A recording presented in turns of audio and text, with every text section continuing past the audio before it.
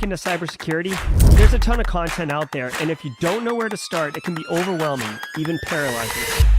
So let's fix that. Welcome to Simply Cyber, a community of tens of thousands of aspiring and active cybersecurity professionals focused on networking, knowledge sharing, and professional development. I'm Dr. Gerald, Auger, Chief Content Creator at Simply Cyber, inviting you to get the answers to your cybersecurity problems with hundreds of cybersecurity videos answering your frequently asked questions, interviewing industry experts, and live streaming daily cyber threat briefings hosted by me. Now get the stories and insights you won't find anywhere else.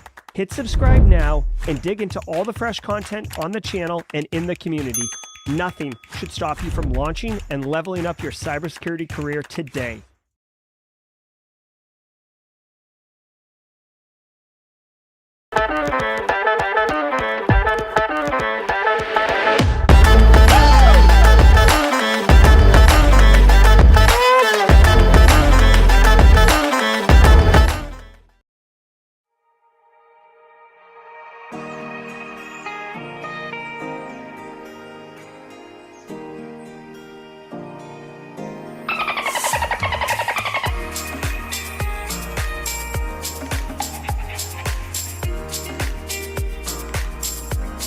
Good morning, everybody. Hope everybody is doing well. As you know, my name is Eric Taylor. If you're first time here, say hello. We love to see you. I am Eric Taylor. I'm the CEO, Chief Forensic Officer of Barricade Cyber. And I welcome you to today, October 6, 2023, episode 467 of the Top Cybersecurity News Now. And I am flustered this morning. I have not had enough coffee this morning. It's been a long week, ladies and gentlemen. It's been a very, very long week.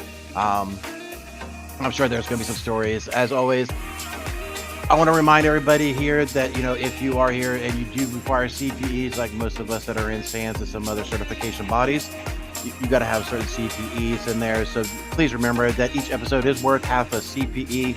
So take that screenshot, say hello to everybody in the chat, like everybody's doing.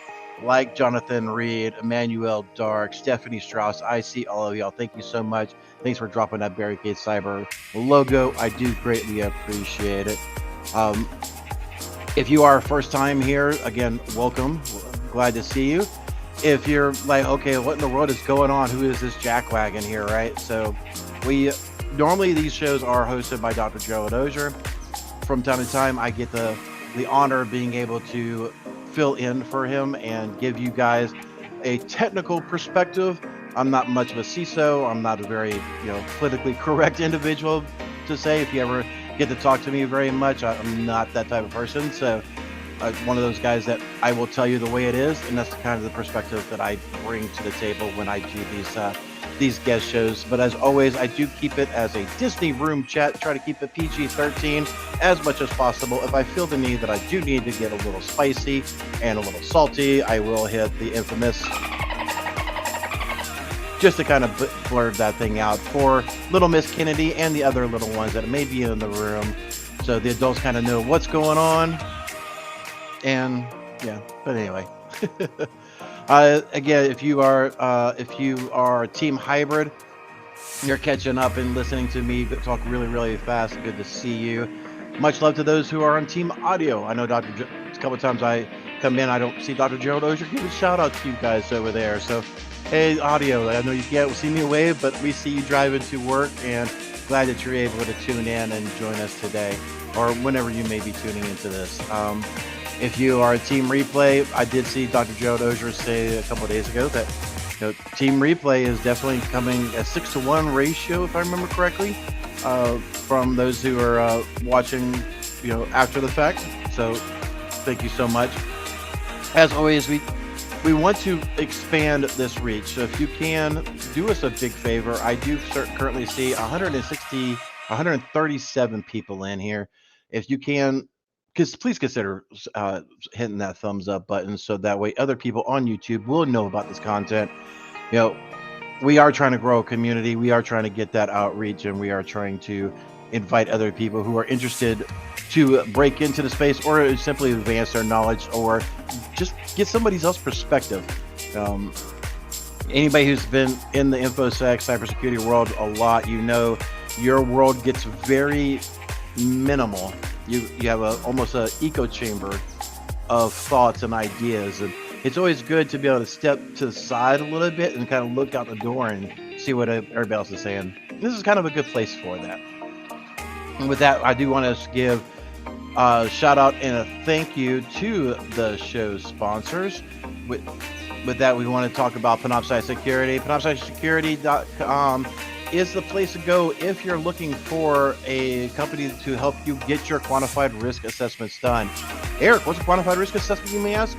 Quite simply, if you are trying to get projects done and you're having problems getting this thing explained, kind of like I do sometimes when you're trying to talk to the CISO or the C-suite of your organization, sometimes these type of reports definitely help get you across that finish line. It helps explain things in a very dollars and cents scenario of the risk to doing it, not doing it, and kind of a timeline. So if you're looking to, again, go into 2024 more secure than you are in 2023, please consider Panoptcy Security for your quantified risk assessment and the wonderful team of folks that are over there to help you, again, help you achieve your goals. They are a Swiss Army knife in your backpack, if you will. So one of many tools you've got to pull out to help you get where you want to go. Also, I want to much shout out to the one and only John Strand and his entire team at Black Hills Information Security. They have the whole training arm called Antisyphon Training.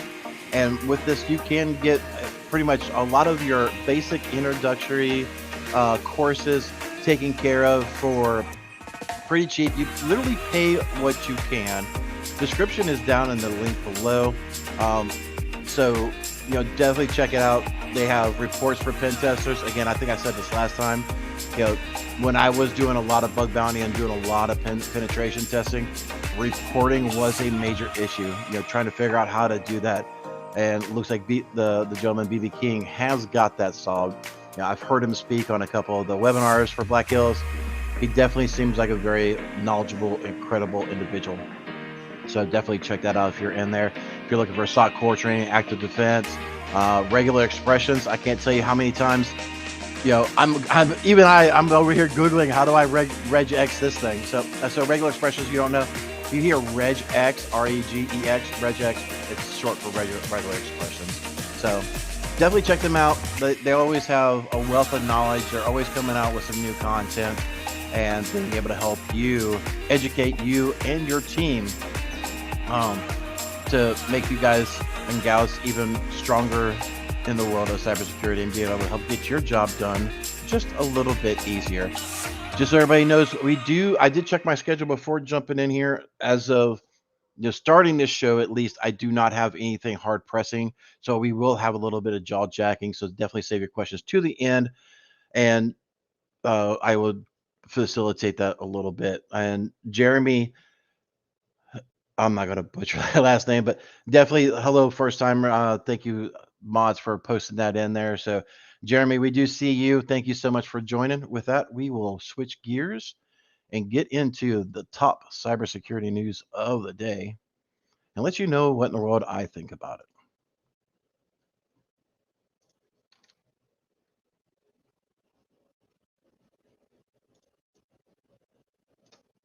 From the CISO series, it's Cybersecurity Headlines. It's Friday, October the 6th, 2023. Apple rolls out patch for active iOS 0 day. Tracked as CVE 2023-42824, this is a kernel vulnerability that can be abused for privilege escalation. Apple says it has mitigated the issue with improved checks. They also mentioned in an advisory that the issue, quote, may have been actively exploited against versions of iOS before iOS 16.6, end quote. According to the Hacker News, quote, while additional details about the nature of the attacks and the identity of the threat actors perpetrating them are currently unknown, successful exploitation likely hinges on an attacker already obtaining an initial foothold by some other means, end quote. Sorry, this is coming in for Dr. Gerald Auger. What's that, sir? You gotta patch it. That's right. You got to patch it, ladies and gentlemen. Yeah. So I was seeing this in our ecosystem a little bit. I didn't know. So Apple has been having some major updates going through recently. I know Google's been doing the same thing. I didn't dive into exactly what it was, but now we have actual EDRs on our phones, on our company issued phones. So I want to go back and dive into this and see if there's any TTPs. So if you are in the Apple ecosystem and you're using a true MFA platform like a Duo or an Authy or whatever, a lot of those plans will prompt you to say, hey, your version's out of date. A lot of times you'll see it from your MFA platform than you ever will see it from your application, from the OS itself. It's really goofy, but whatever. So yeah, definitely get out there, get to. You gotta patch it. And get there and patch it, right? So, yeah, like I said, there's, I think iOS 17.0. Correct me if I'm wrong, chat, and I probably am, to be honest with you. But I think 17.0 just came out like 2 weeks ago. Typically, right after Apple does their big conference and talks about the new releases of devices and stuff like that. I think the US typically rolls out a couple weeks afterwards, and it does seem like it's within the last month, and we're already on, version 0.3. So they've been having some issues with the buggy software. Cisco patches urgent emergency responder flaw. Cisco has released updates to manage a critical security flaw in its Cisco Emergency Responder software, a product that, quote, enhances the emergency 911 functionality of Cisco Unified Communications Manager by tracking and updating the location of callers and phones, end quote. The vulnerability is identified as CVE 2023-20101 with a CVSS score of 9.8. According to the Hacker News, this high rating is, quote, due to the presence of static user credentials for the root account that the company said is usually reserved for use during development, end quote. This issue affects release 12.5-1 SU4 and has been addressed in version 12.5-1 SU5. Other releases of the product are not impacted. I was actually talking to Casually Joseph very briefly before starting this thing, and I was like, I don't know just how spicy I'm going to get, and like, come on. So, all right, so let me try to wind this back a little bit. So those who don't know, there used to be a major problem with firmware, and you'll see it a lot in the consumer base, like your residential routers and residential gear, where they have hard-coded username and passwords that's actually pushed out from the firmware and the firmware updates. So if they want to they want to rotate their passwords, they would do it from the firmware.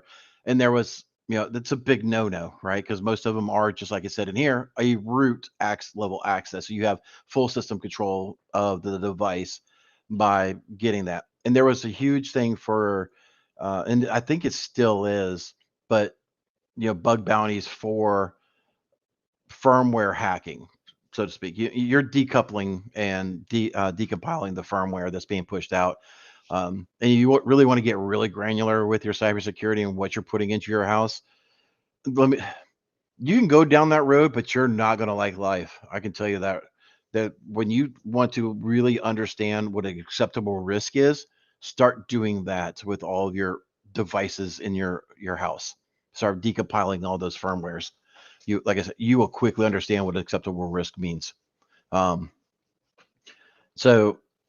because otherwise you're just going to go completely off the grid and just go move in Alaska pretty much at some point in time. It's really the Wild Wild West. So, to have Cisco essentially have through the QA process from dev to production to allow or not catch hard-coded credentials inside of a firmware update that's being pushed out is a major, major issue.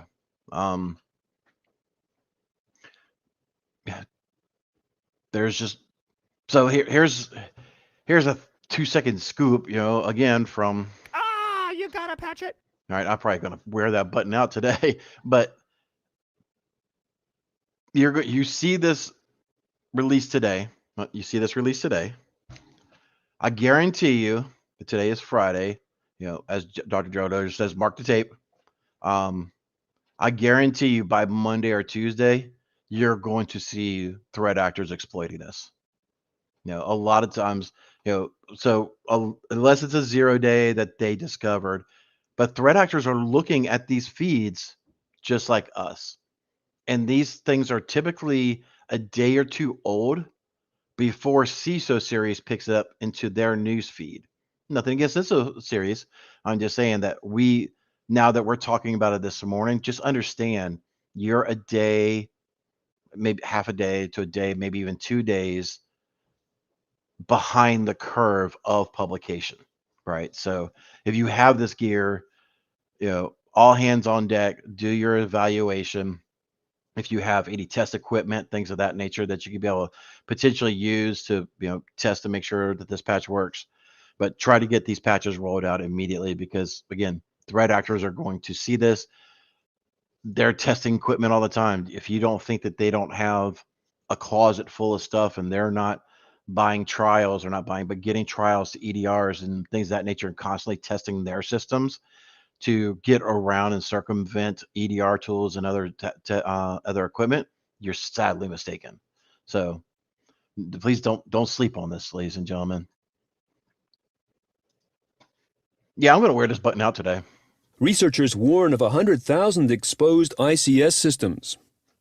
Power grids, traffic light systems, security, and water systems are amongst the infrastructure that cybersecurity company BitSight has noted as being exposed and vulnerable on the internet through units such as, quote, sensors, actuators, switches, building management systems, and automatic tank gauges, end quote.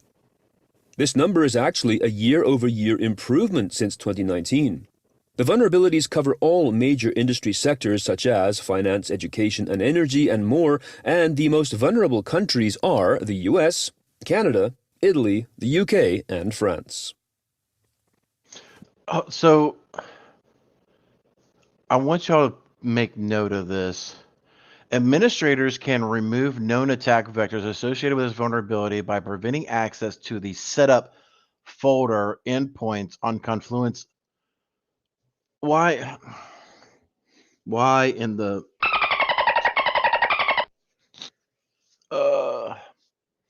this right here shows me, this thing's been going on for a little while now, apparently. And of course, here's your TTPs, unexpected members for Confluence, unexpected newly created. So this one right here, newly created user accounts, this should be a standard. If you're doing secure SOC services or NOC, Security Operations Center or Network Operations Center, newly created user accounts should be one of your top priorities. Newly created services should be another top priority. Anyway, but I would suspect these guys have not gone through a quantified risk assessment, Brandon Poole, or gone through any sort of penetration test, that's offered by Black Hill Security. No, just throwing some names out there because those sponsors do actually do a lot of this stuff and can, an ounce of prevention is worth more than a pound of cure. Growing up, I never really understood that, but here in the past, 15, 20 years, I'm really starting to understand it more and more. So these I know for a fact when I was doing penetration testing, /setup and then setup dot or setup asterisk dot whatever another variable when we're doing web servers, we were always looking for those setup files because when I first started doing it, WordPress was a major issue for it, and some of the other platforms was always a constant thing. Being able to web developers wouldn't remove I think it was setup.php for WordPress. Going to show how it's been so long. Holy moly! But you get the gist, ladies and gentlemen. There's this type of thing has been around for a while. That even old hats like me that just mess around on the internet know to look for these kind of things, right? So Anyway, Gold Digger Android Trojan takes aim at Asia-Pac banking apps. This is a new Android banking Trojan that, according to Group IB, has been targeting more than 50 Vietnamese banking, e-wallet, and crypto wallet applications. The Trojan, which impersonates a Vietnamese government portal and an energy company, takes advantage of Android's accessibility services, which are designed to help users with disabilities to use apps. Through this channel, it is able to extract PII, steal banking app credentials, intercept SMS messages, and perform various user actions. oh boy. I think I talked about this earlier this week, maybe even last week. And it's something I'll have to dig into on this particular story a little bit. But I do remember talking, when you start installing applications, like when you're using, let's just say, the Waze app. I'm not trying to pick on Waze. You know what? We'll pick on the Lord's Chicken, Chick-fil-A. Yeah, I actually noticed something the other day with Chick-fil-A's app. And it's not malicious, so let me preface that out. But if you use their app, if you don't shut the app off, like you close the app out, did you know it's still tracking your GPS, like you're driving back home? And I was looking down, I was like, my GPS location's still on my device. I look at it and I'm like, I wonder if it's this, and close the Chick-fil-A mobile app, and sure enough, I did it again like 2 weeks later, and it did the exact same thing. Again, it's it's nothing nefarious. It's not a big red flag. To me, it is, because I don't tell a whole lot of people naturally where I live. Always, uh, especially in family, if you're, watch any of our family, or if you're a personal friend of mine and you're friends with my wife and things of that nature, you know, you, I always try to keep that level of separation, especially with the work that I do and the people that I deal with. I don't want that tie, you know, going back. And it's really, drop your tinfoil hat Jerry's in there. It's very much a tinfoil hat. And no, I'm not thinking that some threat actor is about to come nuke my house or anything, but it's one of those things that it's better safe than sorry, really. But that goes back to this where, yeah. So this particular one, so I went on a complete tangent on something that doesn't even pertain. I'm sorry. This is phone scams. I was thinking about applications. Oh my goodness. Look, I told you. It's been a long week, ladies and gentlemen. So yeah, this is actually very interesting to see. I know that we've had in my own circle of family and friends, those Amazon callers and things of that nature.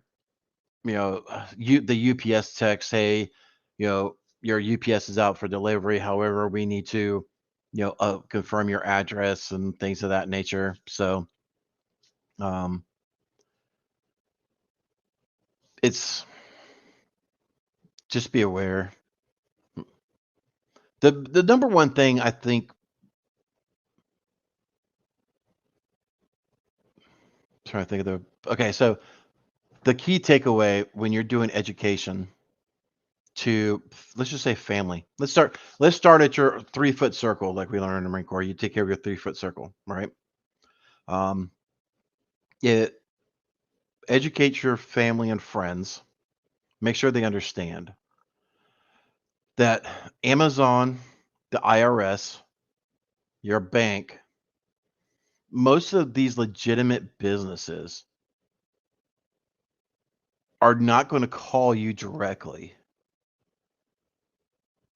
and, engage with you unless you've called them first, except for your bank's fraud department. But 9 times out of 10, a lot of the newer credit card platforms, your Amex, your Chase, your Wells Fargo, Bank of America, they do have those push notifications that come to your phone So that's one of the few pushes that I allow on my mobile device.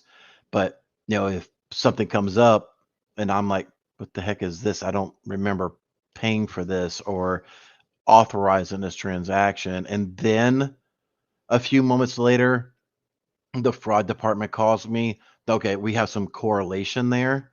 But if a fraud department just calls me, I'm like, yeah, no, and I just hang up, right?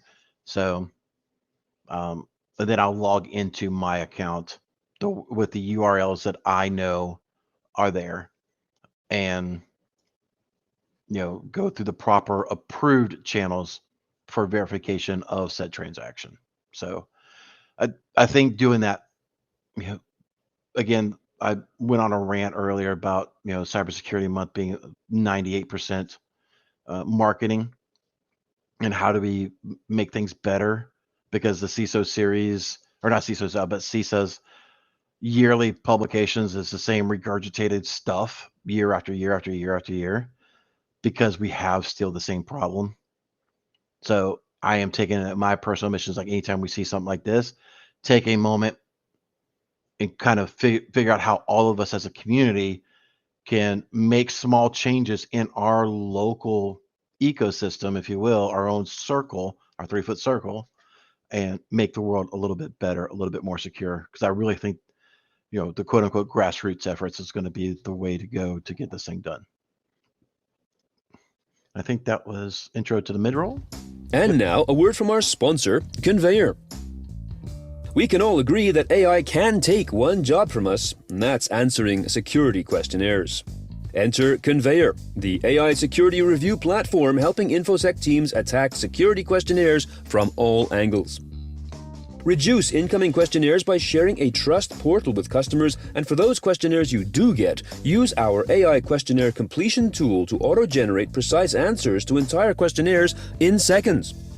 Lucid tried a free 1-week proof of concept and reduced time spent on questionnaires by 91%.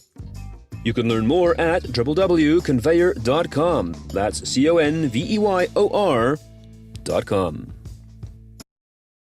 All right. So before we carry on, I do want to make a mention. Thank you so much to Leon Elliott. I do see your 5 gifted subs.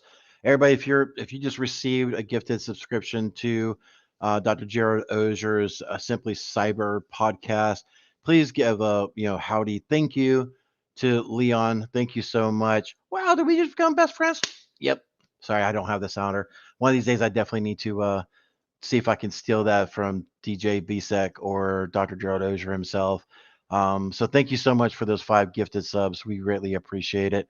Helping spread the advancement. And, I do know some folks have to refresh your page, and then you can get the gifted emojis and things of that nature.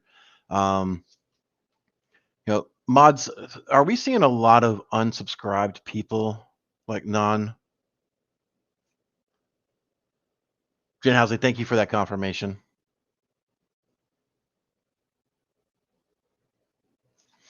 All right, with that, welcome to the mid-roll. I will wait for that comment coming back from the mods in here just a little bit. Let me minimize this.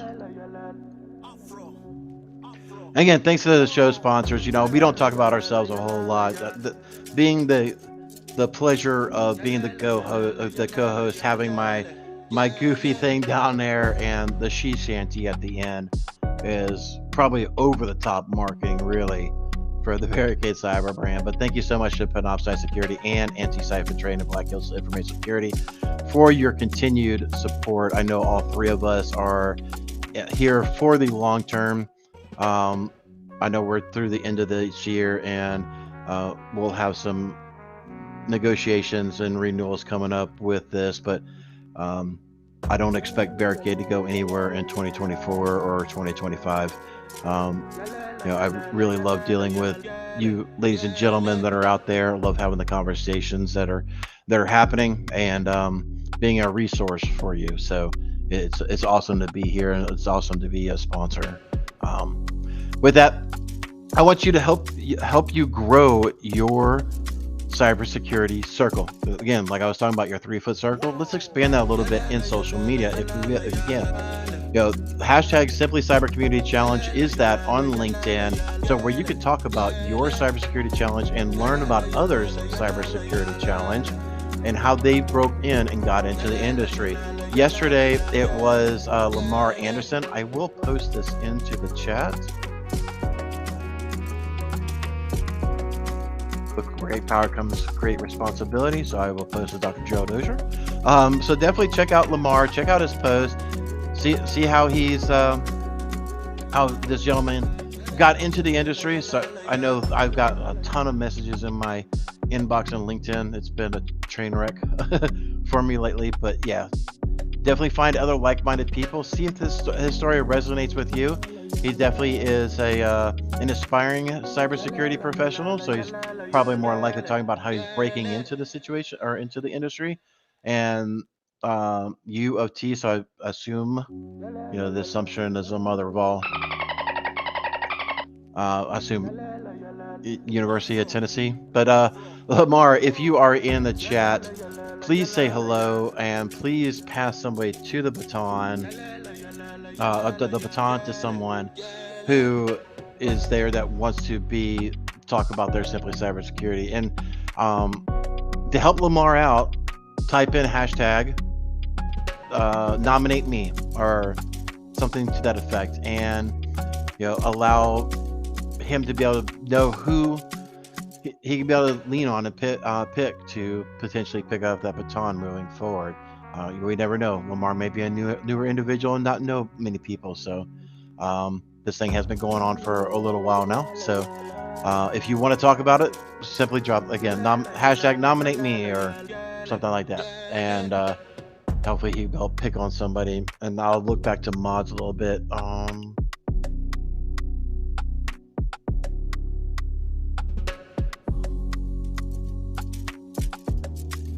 Jen Easley, we are not streaming on LinkedIn right now.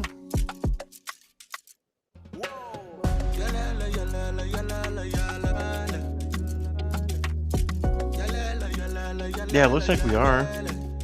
Anyway, we'll carry on. Mods, we'll talk. And with that, let's get on to the part 2 of the show.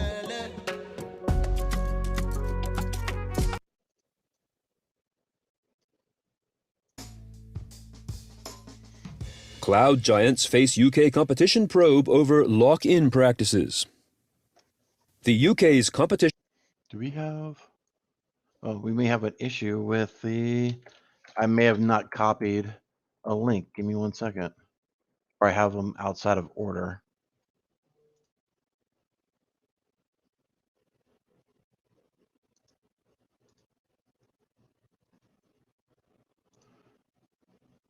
Hold on, ladies and gentlemen. My apologies.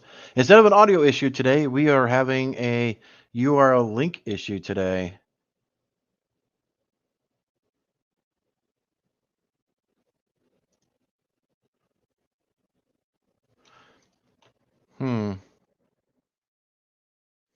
Thanks, Kimberly. I do see the confirmation about this not being in LinkedIn. I am sorry about that. It does show on my side that it does have a link to it. So bear with me. Well, we'll flip back and forth. So apparently I may have forgot to copy a link over into the sandbox, so my apologies. So we'll pick this back up. and Markets Authority, CMA, is launching a broad investigation into large cloud organizations like AWS, Google, and Microsoft to determine whether large cloud companies make it difficult for businesses to move or to use multiple providers. These 3 companies account for 90% of cloud revenues in the UK. Key issues being scrutinized are egress fees that cloud companies charge customers for moving their data elsewhere, and interoperability, in which cloud companies make their procedures incompatible with other vendors, making moving out more problematic.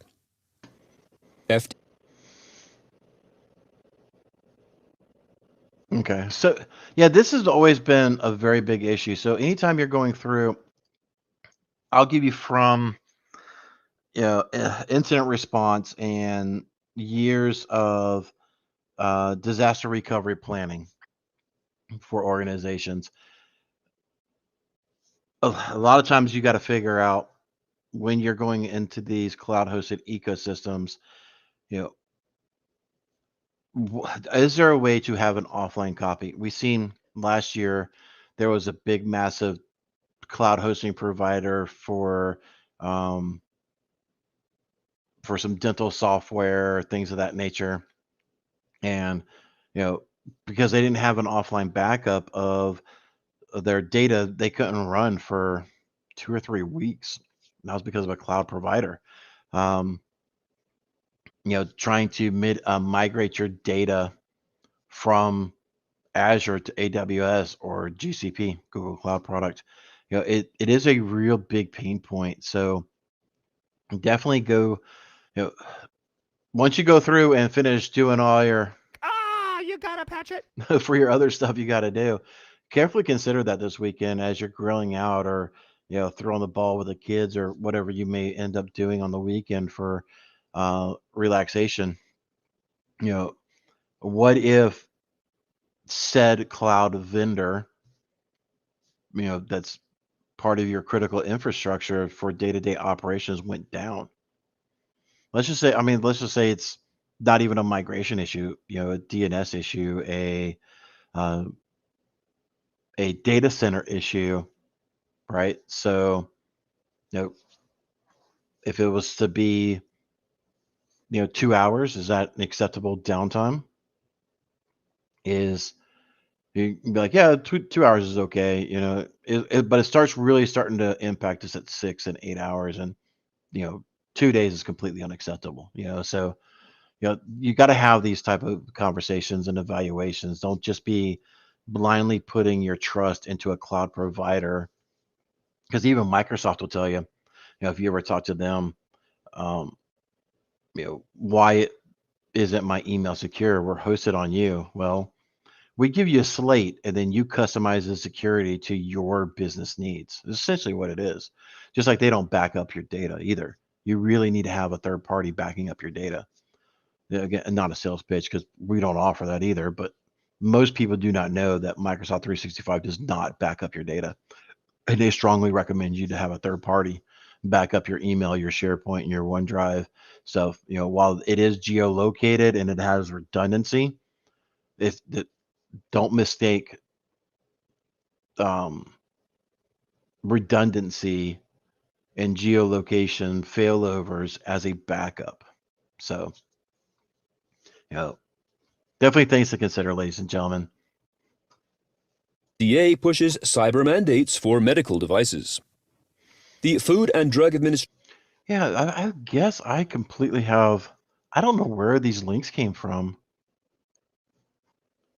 I have no idea. Bear with me 1 second, ladies and gentlemen. I'm going to talk amongst yourselves. I really don't know where I got these links from. Or did it just copy over?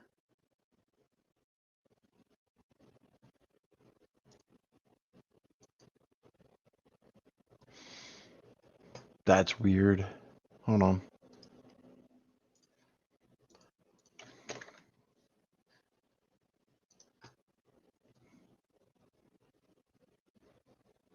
That looks familiar. Why does that look familiar?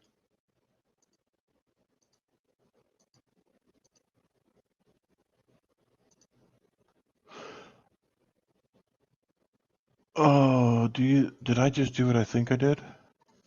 Administration has released a new mandate placing responsibility upon the vendors of medical technology such as pacemakers and insulin pumps to, quote, find and mitigate vulnerabilities, create a software bill of materials, and have a plan in place to address vulnerabilities for products after they have been sold, end quote. The rules allow the FDA to refuse to accept devices that do not meet the guidelines. The rules apply to cyber devices, meaning specifically medical devices that are connected to the internet or that have software or technical characteristics that could be vulnerable. All right, ladies and gentlemen. If you know what I did, you know what I did. I can't believe I did that. Clearly, even I am not paying attention. and neither are you folks because nobody said anything. Oh my gosh. So I won't spoil it, but if you know what I did wrong, you know what I did wrong. So um, that is so weird. I can't believe I did that.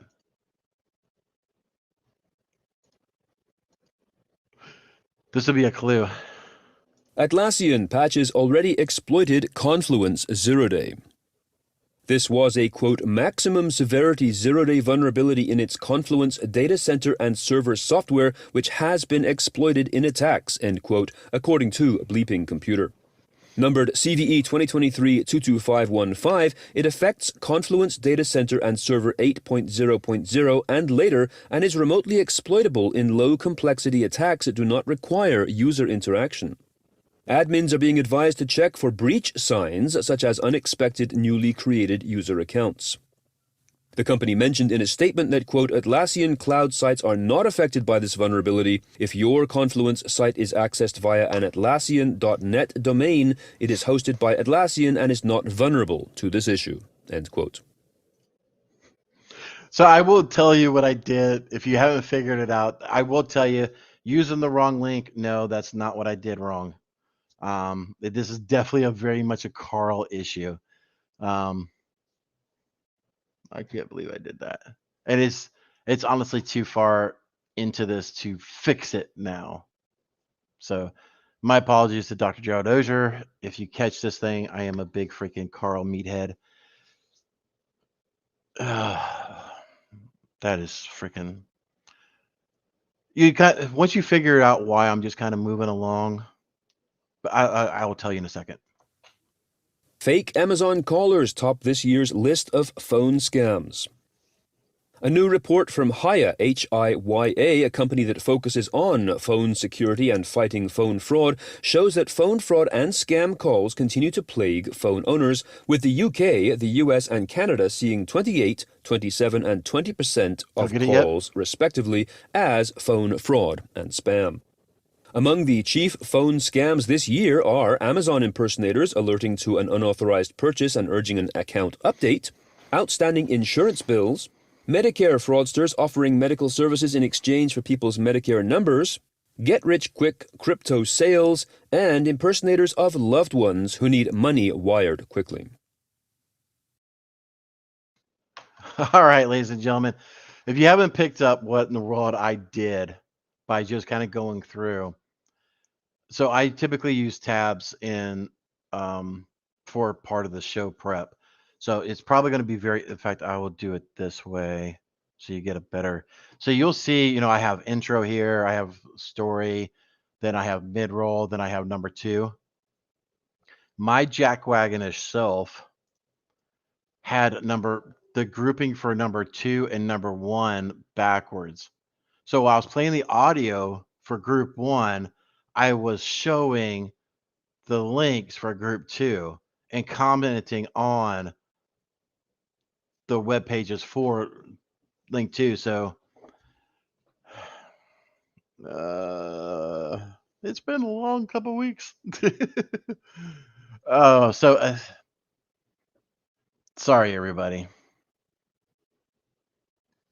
With that, we will say thank you for joining today's Simply Cyber Community podcast. I greatly do appreciate it.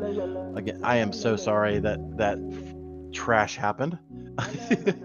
If you are just around for the news, thank you so much for showing one story and talking about one story why CISO Siri reads a different story. So unfortunately these things happen. I feel bad.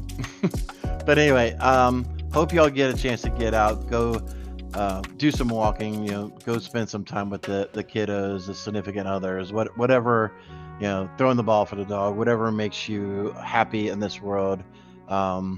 hopefully you get some chance to be able to go outside and be able to enjoy some of those activities this weekend. With that, we will move over to the jaw jacking, where I'll let everybody continuously roast me for being a complete and utter jackwagon. And I'll bid everybody a good day who is just here for the news. Again, going to jaw jacking for a few minutes.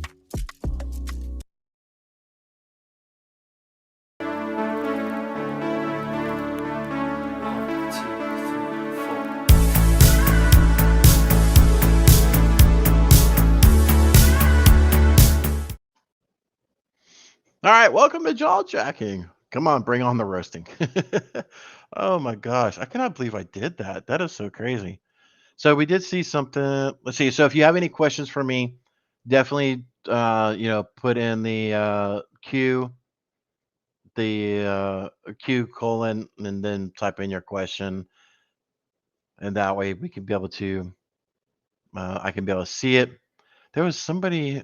So Luke, enjoying your last day at looking at the ocean. Are you on vacation or are you moving? Hopefully it's just vacation, because moving sucks.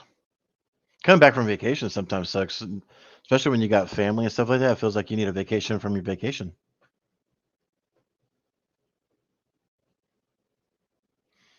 Luke, I feel your pain, good sir. Hopefully I can get a break from work and there are no fires. So when you're typically, especially in info security and DFIR, it's Friday, Saturday, and Sunday are typically our Mondays. So busy times are always in there. Let's see, from one of my counterparts in chat, from Casually Joseph. All right, jaw jacking time. What's for dinner? Just up. We are probably going to do some. I don't know about tonight, but on Sunday, we're probably going to fire up the Traeger and do some St. Louis, a couple of different styles of St. Louis ribs, with my smoked mac and cheese. So that's probably going to be what's on the menu for the weekend. Kind of cue up some music. I wish I had some better. Let me do this and then do this and then do that, just so we can have some music.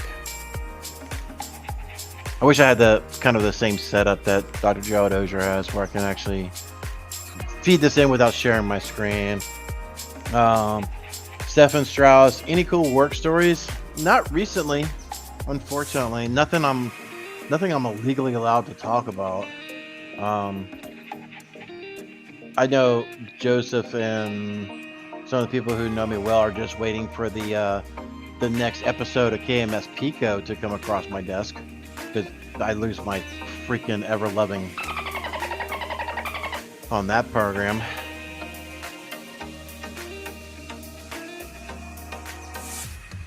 Rick Armstrong, what job titles related to GRC? Trying to break into cybersecurity? Rick, I really wish I had an answer for you. I don't know. That's not really my world. That's definitely Dr. Gerald Auger's. I would say table that, please. I'll even in the mod chat. Those who don't know, in the back room, y'all's questions, Jen, Shirley, and the rest of the mod teams are definitely screen capturing it, so that way I could be able to take a look at it. But definitely save that for Monday or the next jaw jacking for Dr. Gerald Auger. I would just think, a job title saying GRC analyst is the first thing that comes to mind that seems relevant. Again, I'm not the best person, right? I kind of know where my lane is, and that's definitely not it. All right, so I have a few more minutes before I have to boogie woogie. Anybody got any other questions? Let's see. Experienced technical professional from network IT specialist, repair, mobile. Holy crap! That's a lot of roles, good fella. Having a hard time landing a role in cyber, applying since the beginning of the year. Any info? So, Royal Miles, I guess I'll call you. There's a big divide in the tech sector, and you've probably seen this, with your experience, where a lot of folks are putting out, hey, we've, the cybersecurity, the IT job market is hot, it's hot, it's hot. It's not as hot as people make it out to be. If I would recommend right now looking for jobs that have your experience that also offer cybersecurity services as part of their company portfolio, and being able to shadow them, do your normal 9-to-5 job, but because they mostly work on the weekends, especially the more critical stuff, I would definitely recommend getting, seeing, hey, can I come in and intern and shadow or whatever the cyber side of stuff. Most businesses are not going to say no, especially to an existing employee that's looking to get into that industry. So definitely look for a company that offers, again, what you currently do, and the thing that the specialty you're trying to get into, and that may be literally right now the easiest way to be able to get into it. So it's a hard thing to do right now. I'm not gonna lie. Don't believe everything you hear about the job market. I'll tell you that much. At least in our own ecosystem and IT security, info security, and all that. I'm a new dude. My first cert for Google cybersecurity. Congratulations. What would be your next step? I have a 2 years as test engineer using Linux and hardware install.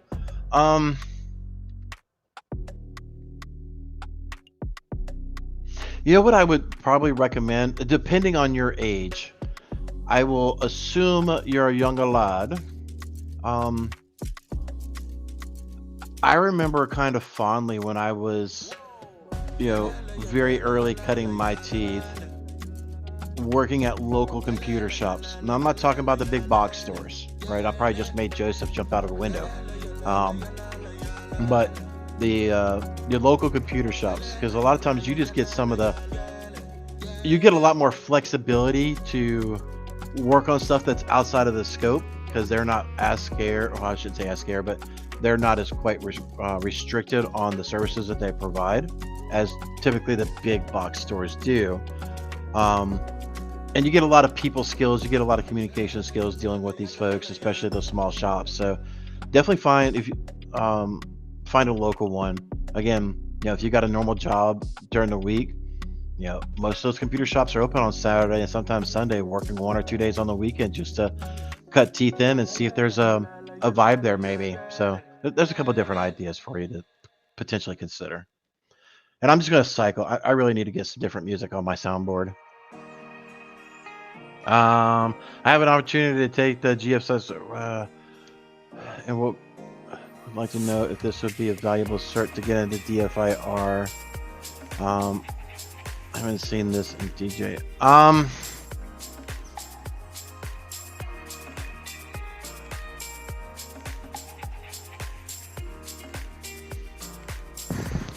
Let me just a second. Bear with me 1 second.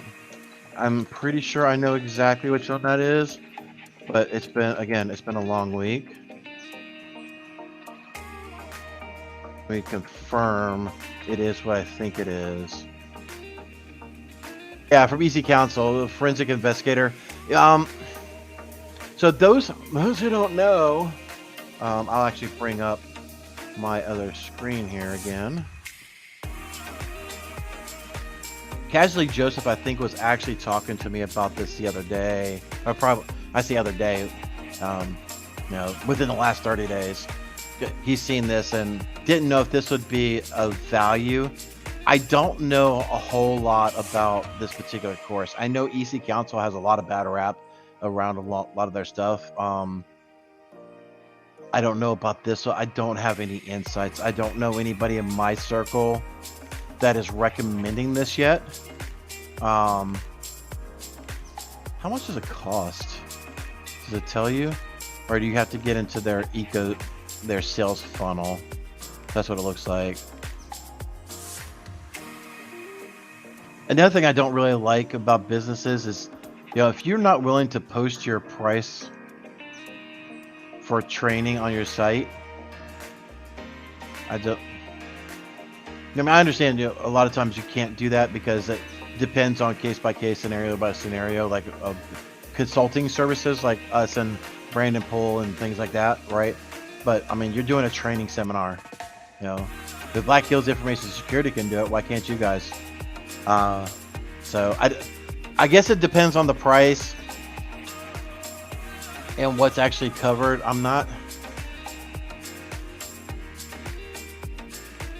I don't see anything jumping out at me here, Nathan, that says, course outline.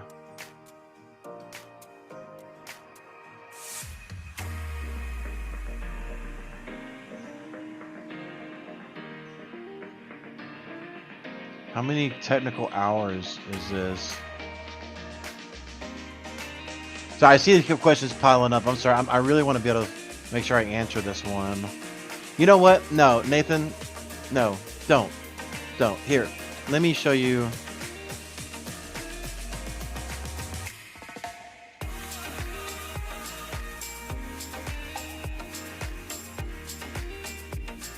This guy, if you've seen this guy, 13 Cubed on YouTube, you know he's got a wealth of information. I'll put this in the chat, but what I've seen of him, he definitely knows what he's talking about when it comes to DFIR. I know these prices definitely start getting a little pricey in some of these scenarios, but the dude knows what he's talking about. And I think you will have light years more experience and understanding by going through 13 Cubes training than you might ever do with EC Council. Again, only because we have a proof of concept, if you will, with 13 Cubed on YouTube. We don't really know, even Sands would be like, hey, in this course, they kind of do they take like one of the books like from day 2 or day 3, and they kind of do a snippet, of 10, 20 pages of it or whatever, and kind of walk through that class in a very microscope. And I'm not seeing anything that jumps out at me out of EC Council. So I'd rather go with somebody that has information out there that's easily able to consume. With that said, let me get back to the questions, ladies and gentlemen. Again, sorry I went so long on that one.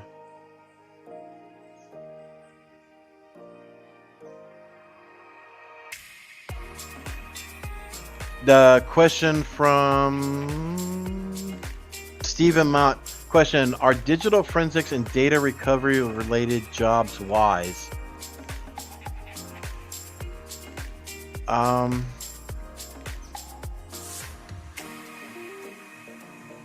I don't understand the question. I guess this kind of goes back to, let me actually hide that, sorry. Stephen Mount, that really goes back to the question of what do you want to do as a career, right? I mean, well, doing red team and penetration testing was a lot of fun. It was a massive endorphin rush when you were able to pop that shell and all that, but it wasn't for me on a long term, right? I was getting close, but I wasn't finding what I was really passionate about. And digital forensics is that. Steve, I've said it many times. You got to find out what is true to you, what your passion is, and what inspires you. Like, when you wake up in the morning, man, I really want to go do this, right? And for me, it's hunting evil. I love going through logs. I love, finding that Easter egg, that hidden nugget, and be like exposing it, right? Like some congressional hearing. So that's what I love doing.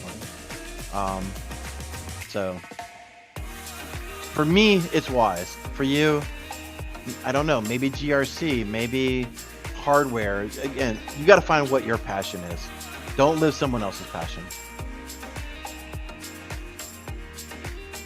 Let me try to catch up here in the chat here. So, do you think automation will affect hiring tier 1 SOC analysts if it's designed to replace tier 1? What would be how we train for tier 2 without tier 1? All right, so elite gunslinger. Let me just confirm. Let me just make sure somebody didn't slide in on my calendar.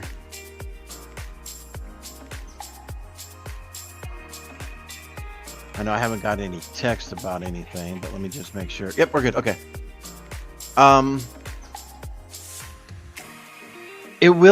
Automation will affect tier 1. I am not of the notion that automation will replace tier 1, right? There's a lot of alerts that are generated in your SIM and other tools that you'll leverage throughout from your day-to-day operations that still need to be verified, right?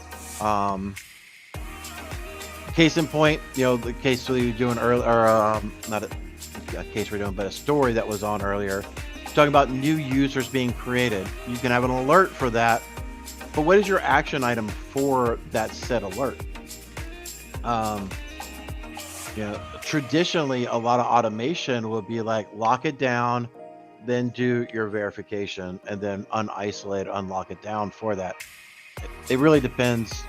Automation is going to be cool to help get to the answers faster, but you're still going to need the skill set to be able to digest what that automation is still doing, right? So, we had a situation that came up yesterday that sent me down an hour-long rabbit hole. It was a process called mem compression that got flagged as a suspicious process. It's a great story about automation. Yes, we're learning more and more on cases from threat actors on the latest TTPs. We're applying that to our SOC services and our SIM services and being that ultimate big brother, if you will. But those are one of those suspicious things. Like, this was not running on a whole lot of machines across our entire management. Let's raise an alert and investigate it. Let me rephrase that for the people in the back. Having your SIM look at anomalous processes running that are not not running on the majority of your systems. Let's say hypothetically Adobe PDF. That's that's a white labeled application. It's running on a lot of your systems inside of your ecosystem. But having those weird Screen Connect servers or TeamViewer or whatever process. Let's just say Dropbox is a good prime example. If Dropbox is not used and you're seeing it on 1-2 of your machines, it should have raised an alert, be like, what's going on over here? This is an unimproved program. So anyway, I digress. But yeah, it's a long-winded story to say it still requires an understanding of the logs and being able to digest deeper to verify potential false positives or anything like that, right? So it's going to help. I don't think it's going to completely eliminate the tier 1. Sorry, I do know I get long-winded sometimes. I'm going to quickly scroll. All right, so it looks like we got one last one. Queued up, I guess. QEDUP. See if I can just try to find him here in the chat. Question was, are peer interviews the standard? I understand establishing a robust team dynamic, but it takes the wind out of your sails if you're 2 interviews in and a company declines after the 3rd. Queued up. This kind of goes back to the same thing that I was talking about before. There's a lot of things that are being said out there that the job market is hot. The job market is hot. don't take it personal. That really, please don't. It's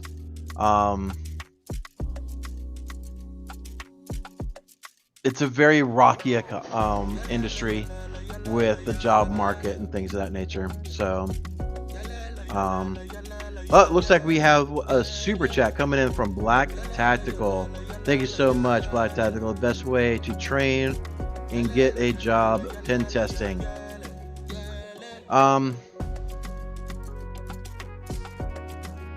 Black Tactical, again, thank you so much for the super chat. I'm sure Dr. Gerald Auger will appreciate that. The best way to train and get a job in pen testing. You know what? I'm going to go back to the sponsor. Black Hills Information Security. Go look for Bo Bullock's Pop in the Cloud or Breach in the Cloud, whatever, something like that. Go take that. And then go to YouTube. And I'll actually bring this up. I wonder if these guys are still doing content. Let's see.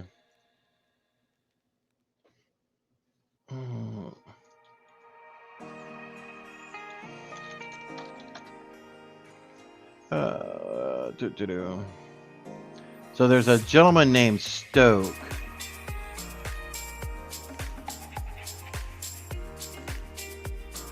There he is. So, hush. Stoke, he's very, very good. I don't know, sure, has he been putting out, I know he kind of went on hiatus for a while.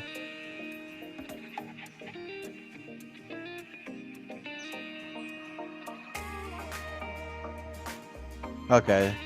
So yeah, it looks like he may be starting to come back a little bit. But yeah, I mean, this guy is definitely one guy to listen to. There's one other gentleman.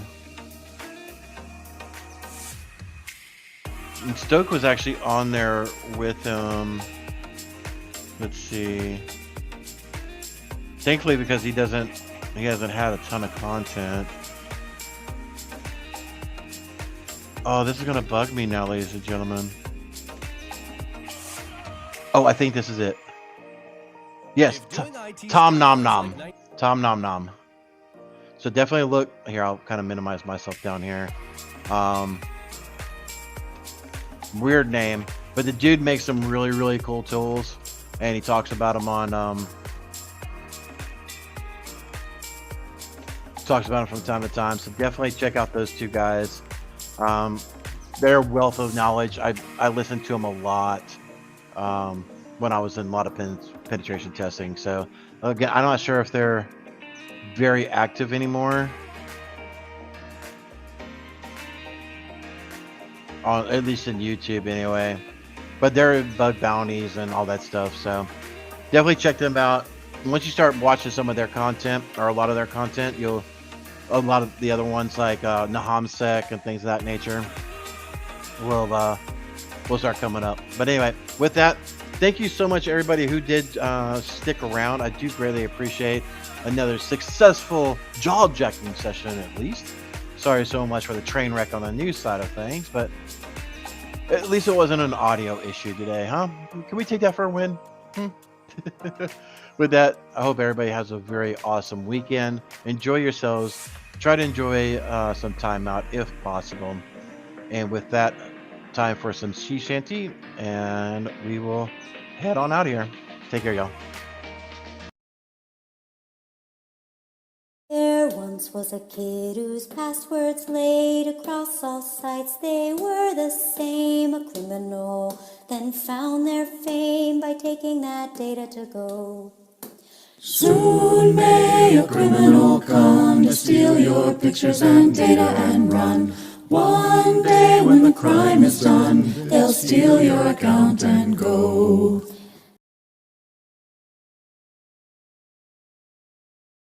Everybody, I hope you enjoyed that content. Keep the cybersecurity train going by connecting with the other Simply Cyber community resources.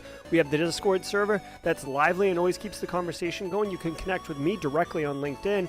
And also every single weekday morning on the Simply Cyber channel, we're doing live daily cyber threat briefings, 8 a.m. Eastern time, as well as Thursday at 4:30 p.m. We're doing live stream interviews with industry experts, and we produce videos that we push out every Wednesday morning. I'm Jerry from Simply Cyber. I hope you enjoyed the content, and we'll see you in the next one.